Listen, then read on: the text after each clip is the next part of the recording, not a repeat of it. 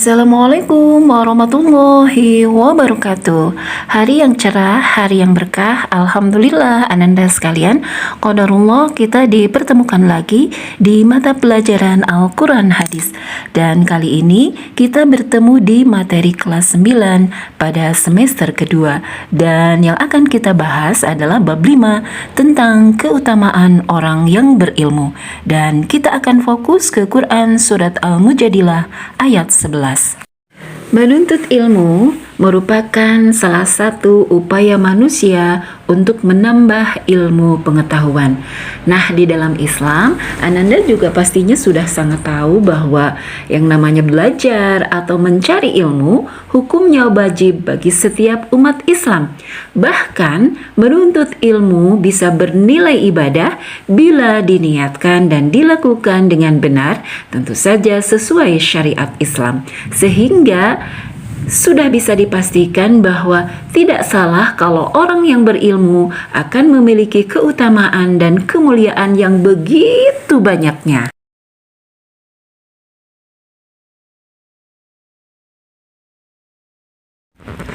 A'udzu billahi minasy syaithanir rajim.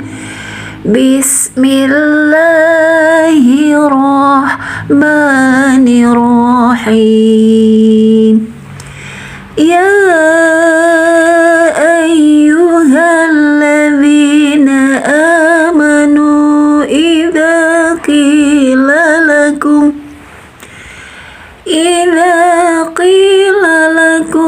tafassahu fil majalisi fafsahu yafsahillahu lakum wa idza qila syuzu fashuzu yarfa'illah alladzina amanu minkum walladzina utul ilma darajat wallahu bima ta'maluna khabir.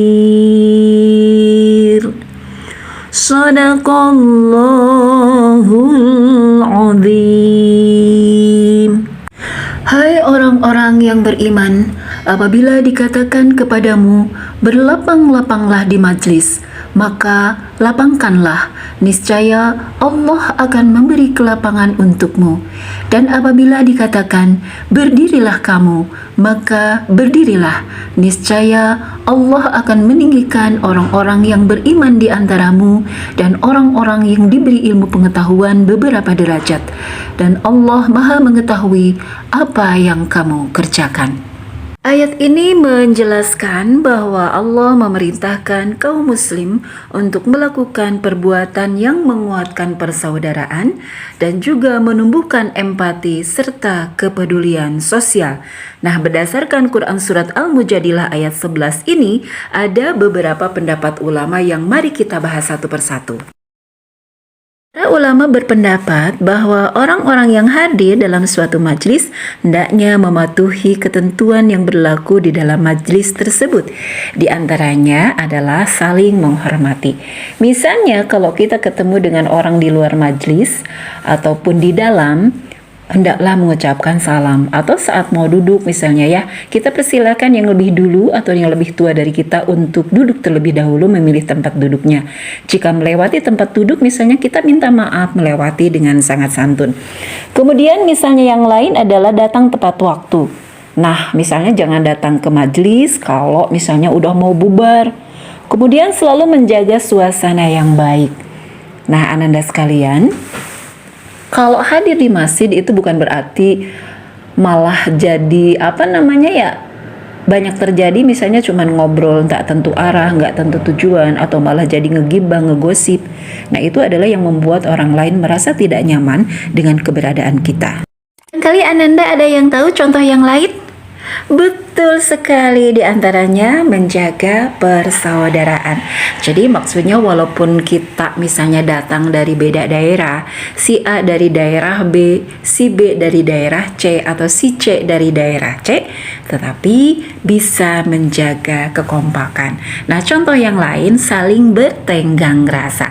Artinya misalnya kita datang lebih awal, maka penuhi dulu bagian atau soft yang depan untuk memudahkan yang lain yang datangnya belakangan.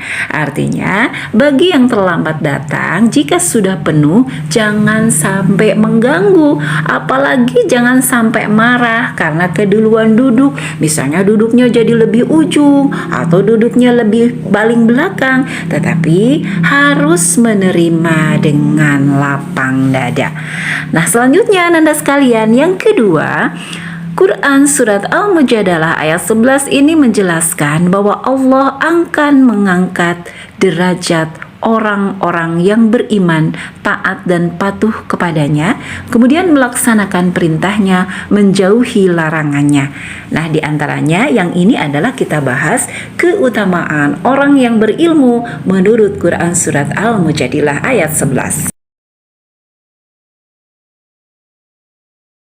Dari ayat ini bisa dipahami Ananda sekalian bahwa Allah akan meninggikan derajat orang-orang yang berilmu, yaitu orang yang menggunakan ilmunya untuk menegakkan kalimat Allah.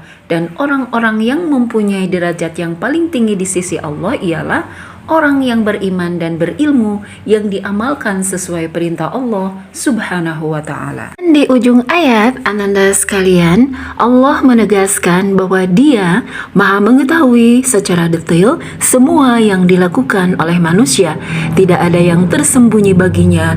Dia akan memberi balasan yang adil sesuai dengan perbuatan masing-masing.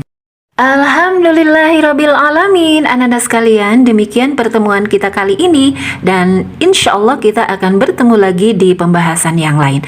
Jangan lupa selalu like, comment, subscribe, dan share video ini agar ke depan bisa memberikan lagi video pembelajaran yang jauh lebih baik dan jauh lebih menarik lagi. Assalamualaikum warahmatullahi wabarakatuh.